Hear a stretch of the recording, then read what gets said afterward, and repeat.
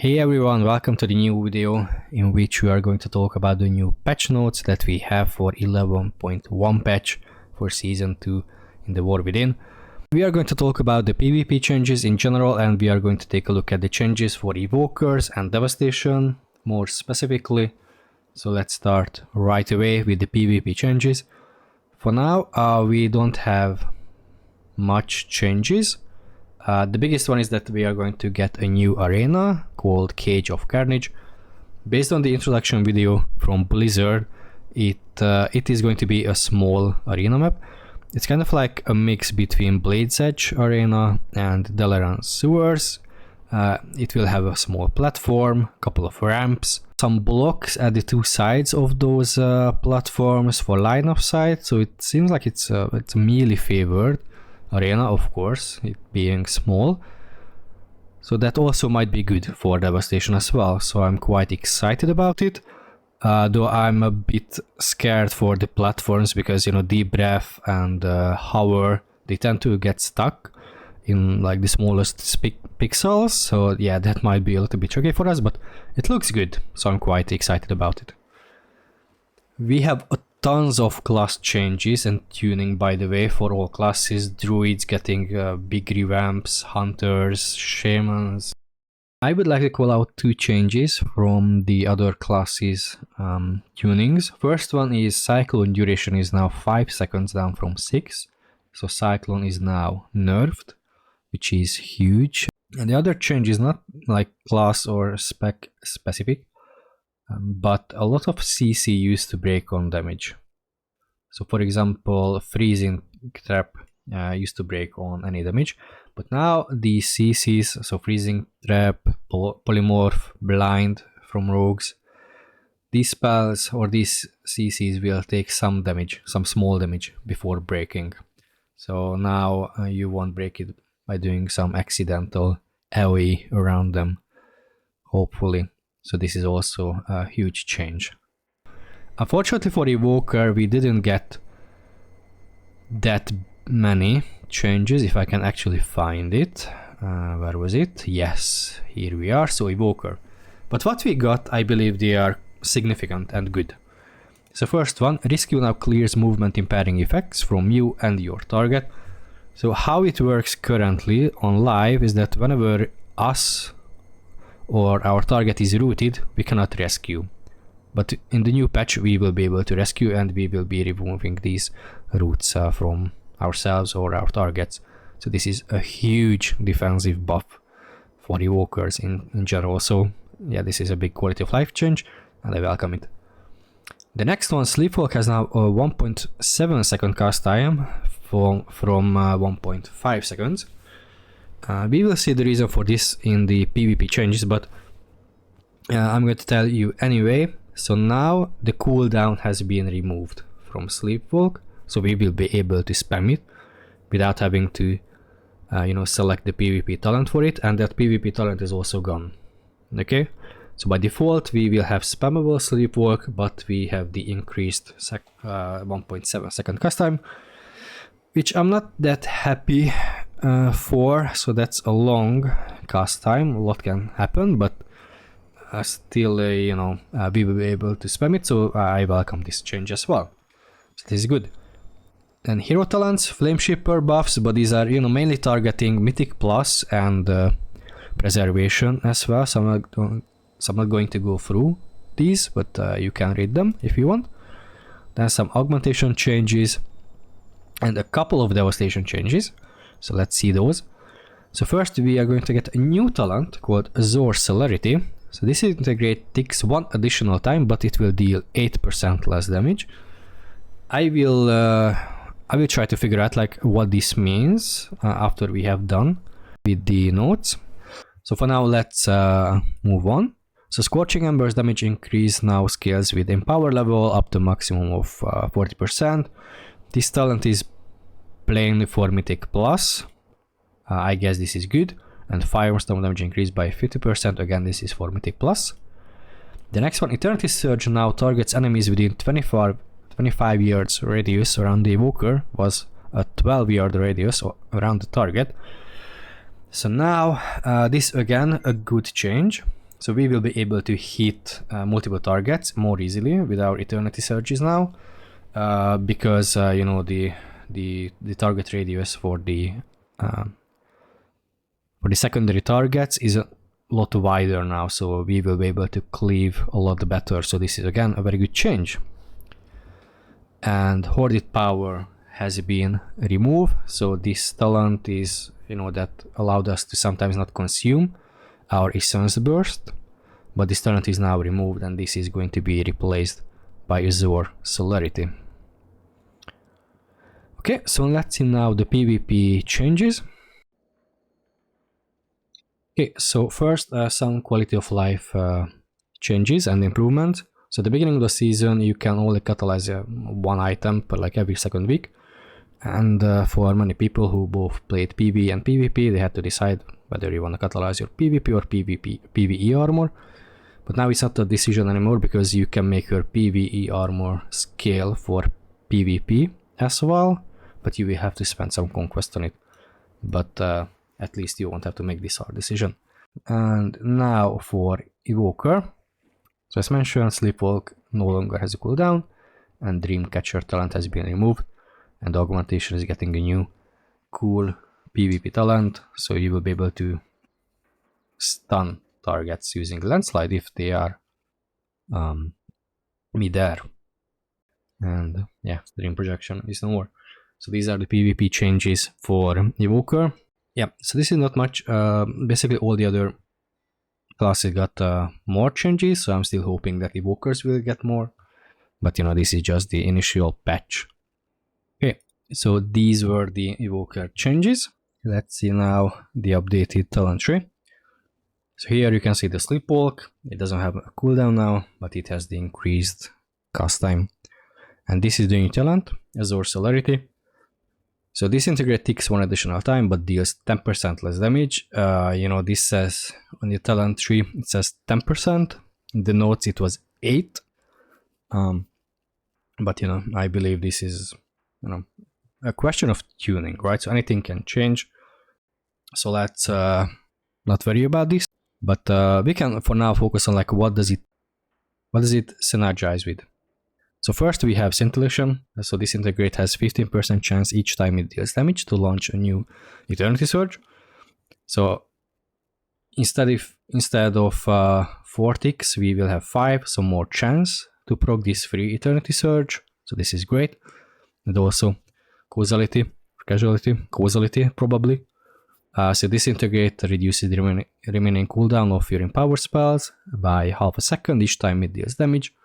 So again, it will deal more damage for one cast, so it will reduce the cooldown of our empowered spells, you know, faster. So this is also great.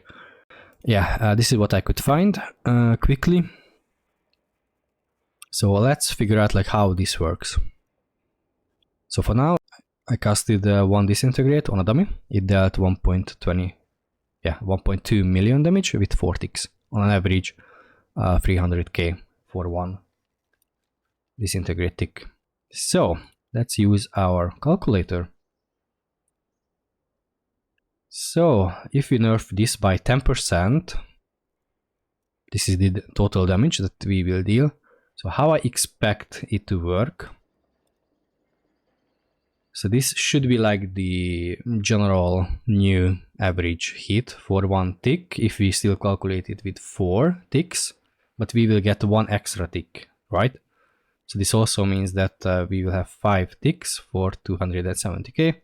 So it will result in a 1,350k damage. So at the end of the day, we will deal more after the full channel of Disintegrate, but each of the ticks will deal less damage, right? So it will worth fully casting Disintegrates with this talent. So this is how I understand it.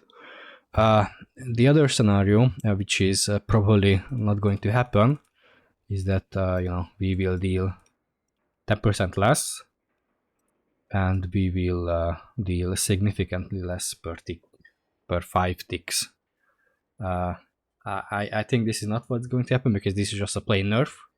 to the spec, so I'm pretty sure the first scenario is what's going to happen. So it looks good. It will encourage, the Devastation guys to fully channel the disintegrates. This may also, this might also make it interesting to clip disintegrate, so we will have to test it. But yeah, it sounds and looks okay. Okay, now let's move to the set bonuses. So for Devastation, the 2 set bonus, your damaging spells have a chance to hit a jackpot, launching a Shattering Star at 3 nearby enemies at 50% effectiveness. Casting Dragon Range always hits a jackpot.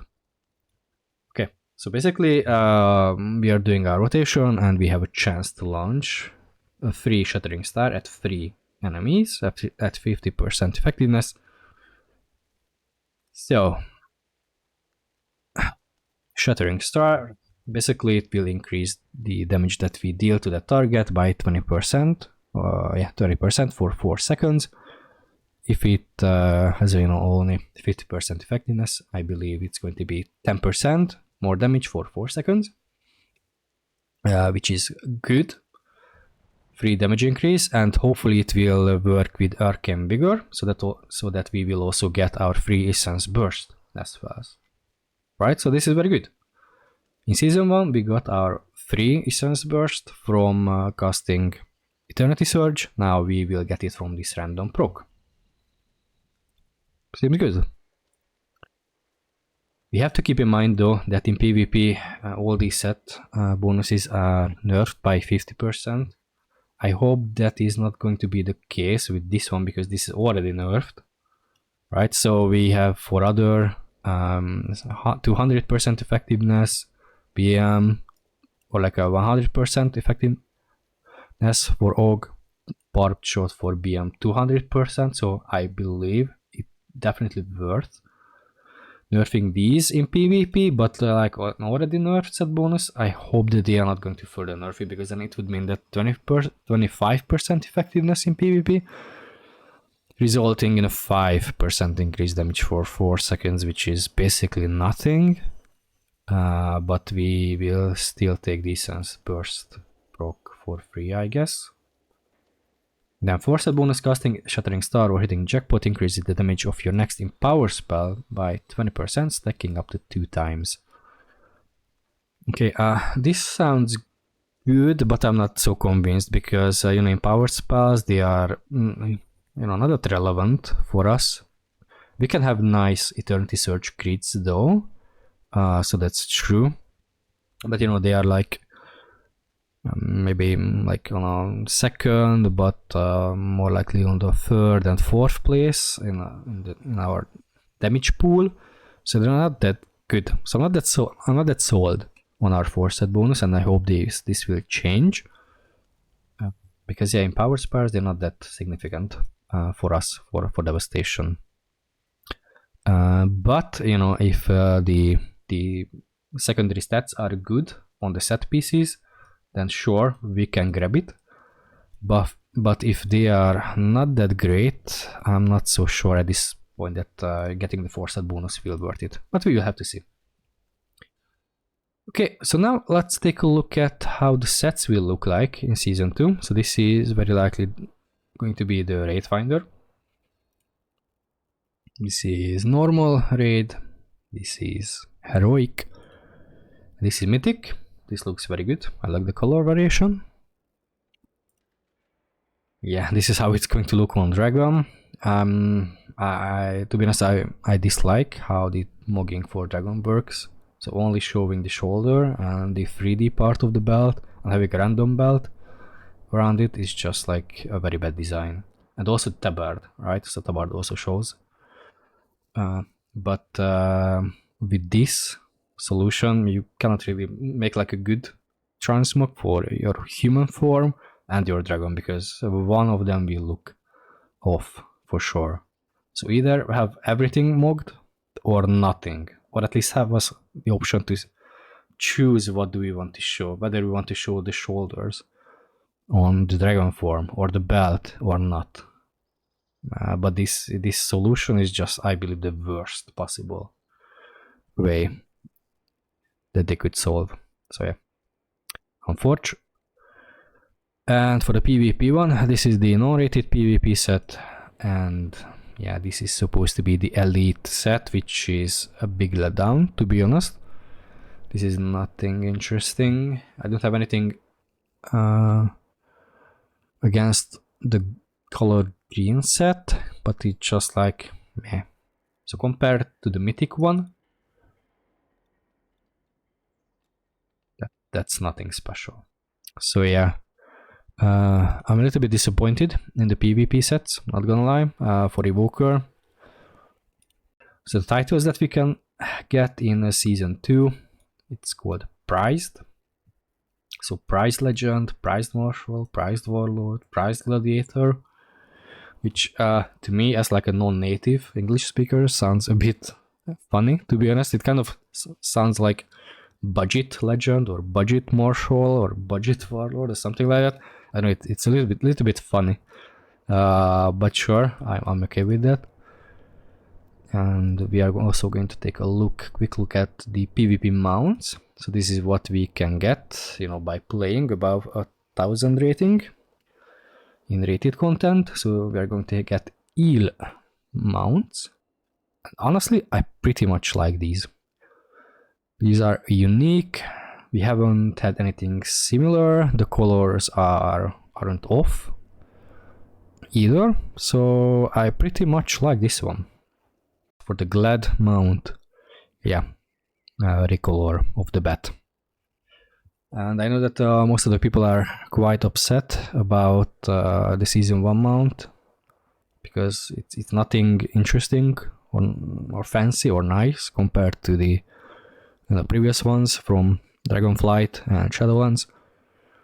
But yeah, this color variation is not that interesting either, unfortunately. So I guess yeah, people will be upset about this one as well. Yeah. So honestly, in terms of the rewards from participating in ranked PvP, the Glad mount is not that nice. Tier sets, you can argue that this is good, but to me this is not that interesting. Mythic looks a lot better. So yeah, in terms of rewards, this season doesn't look that exciting so far. Again, this can change, and I hope it will, but who knows? You know, I see some good in R2 set, 4 set I hope will change. And just in general, I just hope that Evokers and Devastation will have more changes, new talents, new buffs, redesigning the talent trees. So something, the other classes are getting tons of changes, but Evokers so far not really. That was it for this video, guys. Thank you so much for watching. Let me know in the comments what do you think of the new season so far. Do you like the changes that we have got? What else would you like to see? What changes would you welcome? Like the elite sets that you can get, or the titles, or the mounts, or you would like to see something different? Let me know in the comments below, and we will keep a close eye on the upcoming patch notes. And we will of course test the Devastation once we can in PTR or in the beta. So yeah, that was it for today. Thank you for watching, and see you in the next video. Bye bye.